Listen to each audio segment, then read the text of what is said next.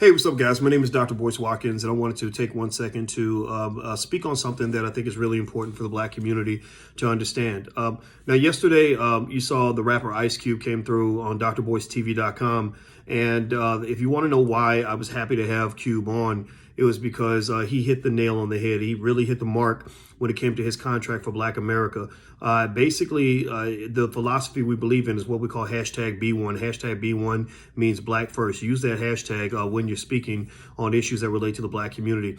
Our community is in serious need of repair. Our community is in serious need of support. Our community is in serious need of sovereignty, the ability to educate our own children, create our own jobs, and support Black businesses. One of the things that we have to really think about and be thoughtful about, and this is the thing I want to wrap to the NBA players about a little bit, is that I love what the NBA has done. I love Black men assuming power because I believe we're the most powerful force in the universe.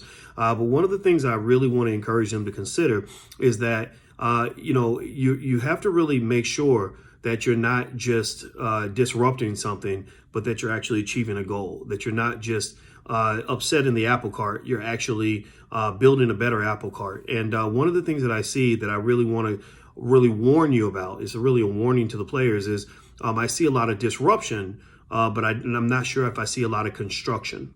I see a lot of screaming Black Lives Matter, without really understanding what Black Lives Matter is all about. Black Lives Matter is not an organization that was really built on strengthening the Black man and the Black community and the nuclear family. It's more of a very leftist liberal organization. Now, there's nothing wrong with that, but that's not really what the Black community needs. We don't need more social advancement or social opportunities. We need economic opportunities. We need educational possibilities. We need strength in the community. We need ownership, sovereignty, ownership. So that means instead of chasing more jobs, we need more businesses. Instead of getting our kids into better white schools, we need to be owning Black schools. Instead of just worrying about police killing our kids, we need to make sure that nobody else is killing our kids, including other Black people, which means safer communities, police in our communities, things like that. So that's all part of the whole dialogue, but there has to be construction. We need to building Black Wall Street, building Black Main Street, building Black Possibility Street through ownership and control. That's really what has to occur. And that's why philosophies like Powernomics are so important for us. And with the NBA guys, I see Black Lives Matter kind of co-opting the movement, kind of taking your power and shifting it in their direction. They're going to get all those corporate dollars. They're the ones that are going to line up and get their candidates elected. They're the ones who are going to be doing the $20,000, $30,000, $40,000 speaking engagements. That's not really going to benefit the Black community. When you talk about, maybe stopping play and bringing attention to an issue, that's fine. But when you bring attention to something, what are you going to do with that attention? What are you building with that attention? How are you taking that energy and using it to construct something that's really going to hit the streets, that's really going to hit Black folks? Like Ice Cube said the other day during the interview, he said, money trickles up, it don't trickle down. So this idea of sort of handing yourself over to Joe Biden and saying, I believe in supporting Black people, so I'm going to make sure Trump is out of office and that Biden gets elected. Well, unfortunately, that's playing right into their hands. That's what they want. That's the only narrative that they're kind of laying out for you, is we'll give you a better pimp. We'll make sure that your new white pimp is better than your old white pimp, that the new white man who's running shit is going to be better than the old white man who's running shit. And I don't want any white man running shit when it comes to my people, my community, my family, right? So it's not anti-Biden. It's not anti-Trump. It's really pro-Black. Pro-Black means you have to be pro-Black. It means that you can't be more pro-Biden than you are pro-Black. You can't be more pro-Trump than you are pro-Black. B1, hashtag B1 is the hashtag you use, which means it's Black first. That's what it is. That's what it's supposed to be. So I would love to see the NBA guys do this. Here's specific instructions on things. If you, to the extent that you can give a shit what I have to say, you can ignore it. But this is what I'm noticing. Here's what I want to avoid, and here's what I want to build.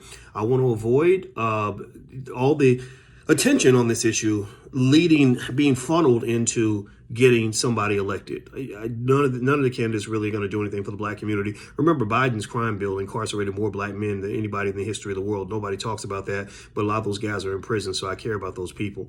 Supporting the Black community does not just mean screaming Black Lives Matter or I can't breathe or whatever slogan was handed down to you by some higher power.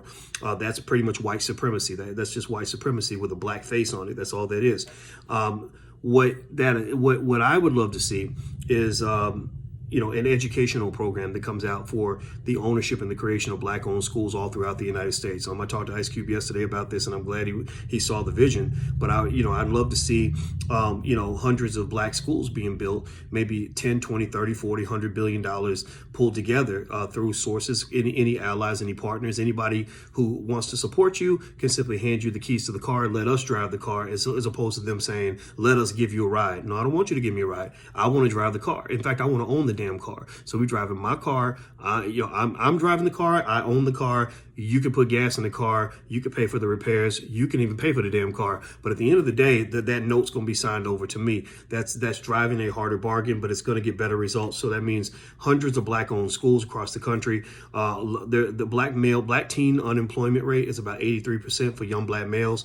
And I would love to see training camps, educational or economic training camps all across the country. Same way you got football camps and basketball camps, you should have economic training camps, make money camps, get money camps, financial camps, where these kids are going to go in there and learn how to start businesses, and also going to learn how to invest in the stock market and learn how to invest in real estate. I can teach that. There are thousands of people that can teach that.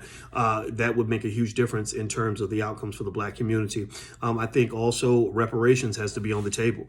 Any candidate who refuses to even mention the word reparations, I think has to really give you an explanation as to why they are afraid to say that word.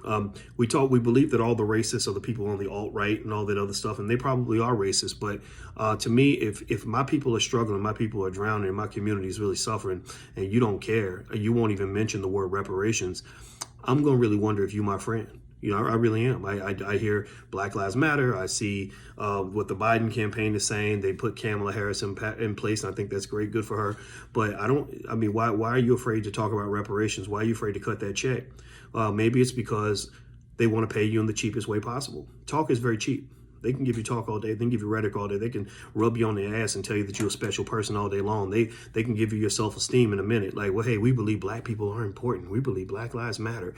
Well, you should already know that Black lives matter. That shouldn't even be a topic of conversation. Why are you waiting for your oppressor to tell you that Black lives matter? Don't you know that your own life matters? If you don't know that your own life matters, then you need to go get some therapy and get away from the negotiating table, because you're not politically, economically, psychologically, or spiritually mature enough to sit down and have a hard conversation with somebody who pretty much wants to kill you.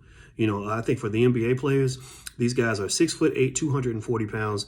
If they were not dribbling basketballs, they would be very, very scary people. They would scare the hell out of every Karen across America who would love to have them locked up. There's plenty of LeBron Jameses in the penitentiary right now. And he knows that. I know that. We all know that. So stick with the people that love you. Stick with the people that have your interests at heart. Stick with the people that are going to make sure that money hits the street. Stick with the people that are really going to make sure that you can go back to your hood. Here's some measuring sticks. Can you go back to your hood and see that everybody is doing well? Can you go back to your hood and see that everybody is safe? Can you go back to your hood and see that every child is being educated? Can you go back to your hood to make sure that it's drug free? Can you go back to your hood and make sure that businesses are being owned and capitals being provided? Can you go back to your hood and see that? Because if you can't go back to your hood and see those things, that people's lives are really getting better, then you haven't done anything except scream and holler and yell.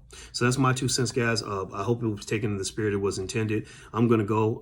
I've written a book on a very short book. It's almost like a manifesto that lays out my vision for the Black community for the future. Feel free. You can have it for free. It's at allblackeconomics.com. That's allblackeconomics.com. I'm Dr. Boyce Watkins. Take care. Have a good day. Thank you for listening. I'll see you soon. Peace.